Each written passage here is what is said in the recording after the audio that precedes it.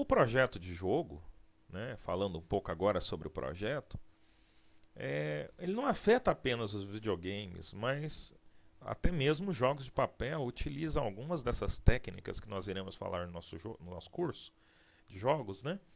Os jogos de tabuleiro, como por exemplo o xadrez, o jogo de damas, o banco imobiliário, né, o War, o jogo da vida, utilizam conceitos. Ele possui personagens, tem um plano de fundo, tem uma história rodando, né? Mas como é que é essa conceitualização aí? Como é que funciona o esquema de projeto? Como é que eu projeto um jogo, né? Nós utilizamos aí umas bibliografias, né, consultadas: The Art of the Game Design, A Book of Lenses, do Jess Shell, o Designer de Games, uma abordagem prática, do Paul Schutman, o Designer de Jogos, do Antônio Marcelo e Júlio Pescuit, o Simulacron, do professor Luciano Augusto. O projeto de jogos funciona exatamente da seguinte forma, né? A gente tem uma parte que a gente considera a parte mais importante. A parte mais importante é justamente a história do seu game, né? Que é conduzir, que é aquela história de você poder conduzir as pessoas a um tempo e a um espaço determinado por você. Então a pessoa vai acompanhar a sua história, né? E isso vai fazer com que o seu jogo se torne mais atraente. Nós temos a parte mais visível do projeto de um game, né? Que é exatamente a parte da estética, onde que estética que você vai usar, que estilo você vai usar, medieval, clássico, futurista. Essa é a parte mais visível. A partir do momento que a pessoa inicia o seu jogo, ele já vai ter aquela visão estética de que ele está lá na Pérsia, de que ele é um guerreiro, que ele é um samurai, de que ele está numa mata, ou de que ele é um fazendeiro. Nós temos a parte de tecnologia, que é a menos visível e a mais xingada, na verdade. Porque assim, se a parte tecnológica não consegue acompanhar a estética, o pessoal começa a dizer que aquele jogo está cheio de bug. E a parte das mecânicas também, né? A parte das mecânicas, ela também é muito importante no seu jogo, mas também é muito pouco visível, que é justamente a parte onde você gera suas regras, né? 3 tiros, você morre, se você determinado local receber um tiro, ou alguma coisa assim, ou se você saltar e cair num precipício, isso aí ocasiona exatamente as regras e as mecânicas de funcionamento dos games, né? Vamos começar falando um pouquinho então sobre a história do game. Mas antes, vamos falar um pouquinho desse game design. O que é o game design? Segundo o Paul Schutman, o game design é o personagem, a pessoa responsável por projetar um jogo, elaborar as suas regras ou as suas mecânicas, né, criando as suas mecânicas e definir o enredo. Qual que vai ser o enredo do meu jogo, né? Isso é o que nós iremos fazer no nosso projeto, né? Segundo The Art of the Game, o Jess Charles fala exatamente que um jogo ele tem que ter objetivo. Um jogo sem objetivo é um jogo inócuo. A pessoa não joga e se desinteressa. Na segunda aula vocês vão ver a questão de interesse, gerar interesse nos jogos e analisar exatamente os jogos ruins e os jogos bons, né? A questão do conflito, que é fundamental para um game, né? Se você não tem um conflito para resolver, você não tem a fundamentação do objetivo do game, né? Você sempre vai ter que salvar a princesa, derrotar o dragão, fazer alguma coisa assim, porque isso são os conflitos do seu game. Um game tem que ter regras.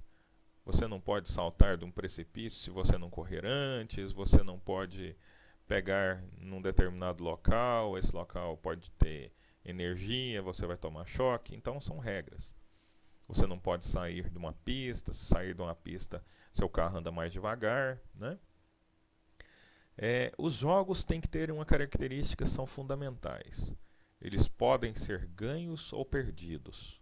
Se você sempre ganha ou se você sempre perde, você perde o interesse pelo jogo.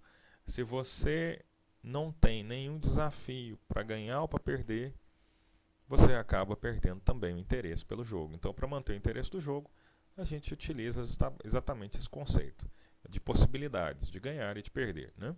Um jogo tem que ser interativo.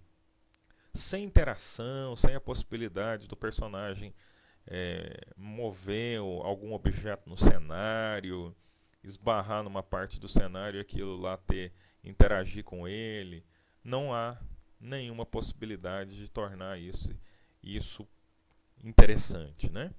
E o desafio é a palavra-chave de todo o game, né? Se ele não te desafiar, você perde o interesse por ele. Para se projetar um game, nós vamos usar mais ou menos algumas regras em um determinado documento. Esse documento chama Game Design Description, GDD. Para projetar um jogo, nós vamos utilizar exatamente esse conceito, onde nós vamos ter a data da última modificação, os autores do game, o High Concept, ou seja, um breve resumo sobre o que é que vamos falar naquele game, né?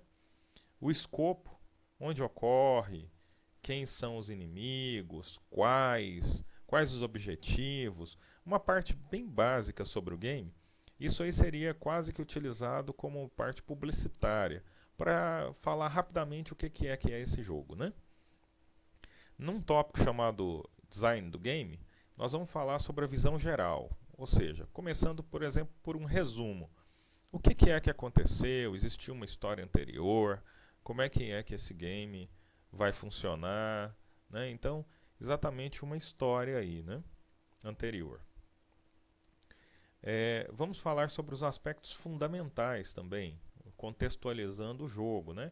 A história do jogo, o que aconteceu, onde é que ela é situada, para situar exatamente as pessoas que estão desenvolvendo, dando subsídios para fazer a parte de desenho do game, a estética, até mesmo das próprias escritas do game, né?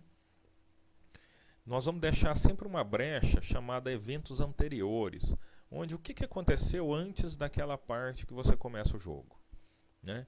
Isso aí, na verdade, foi aquela ideia surgida da ideia da Sony, né, com a possibilidade de crescimento de espaço para os games. Eles sempre colocaram uma história pregressa, e isso sempre puxa um game, né, um próximo game de sucesso em relação ao seu, né? Principais personagens, quem são os principais personagens, caracterizar esses personagens, utilizando alguns princípios que veremos na próxima aula, de como é que eu posso trabalhar melhor um personagem, né, como tornar ele mais atraente, como tornar um personagem meu carismático. Nós temos num terceiro tópico os objetos essenciais do jogo, que é exatamente os personagens, quem são, quantos vão ter, quais são as armas que eu vou utilizar, que armas vão existir armas, né? Estruturas, quais serão as estruturas que eu vou trabalhar, como é que vai ser num prédio, tal, ambientando, né? Os objetos de cena, o que vai ter na cena, vai ter árvore, não vai ter prédio, vai ter carro, o que vai ter, né? A parte 4 do nosso projeto fundamenta uma parte muito importante, que são os conflitos e as soluções. Você vai definir claramente quando acontecer qualquer coisa, vai acontecer um resultado X. Ou seja, a cada ação do seu personagem vai ocasionar uma reação dentro do seu game. Você vai denotar tudo isso no seu projeto. Na parte 5, você vai pensar exatamente sobre a inteligência artificial, ou seja, como vai trabalhar a inteligência do meu personagem. Ele é um robozinho que vai para frente e para trás o tempo todo, se alguém esbarrar nele você morre. Como é que vai ser, né? Na parte 6, você vai definir as fases do seu jogo dentro do fluxo do jogo, ou seja, definindo sempre fases na seguinte regra. A primeira fase prepara o jogador para a segunda fase, sempre trabalhando a aquisição de experiências e mostrando que ele vai evoluindo durante o game. E isso faz com que o seu jogo se torne um jogo extremamente atraente. Fiquem tranquilos, vamos ver um pouco mais sobre isso na segunda aula. Na parte 7, você vai definir exatamente os controles do seu game, né? Esses controles, você vai trabalhar exatamente as questões de para cima, para baixo, o que vai acontecer, ele agacha, ele desce uma escada, ele pula para a direita e para cima, e definindo exatamente todos aqueles comandos e controles, né? 3 botões para frente, um para cima, outro para baixo, você vai saltar para a próxima fase, como é que é, né?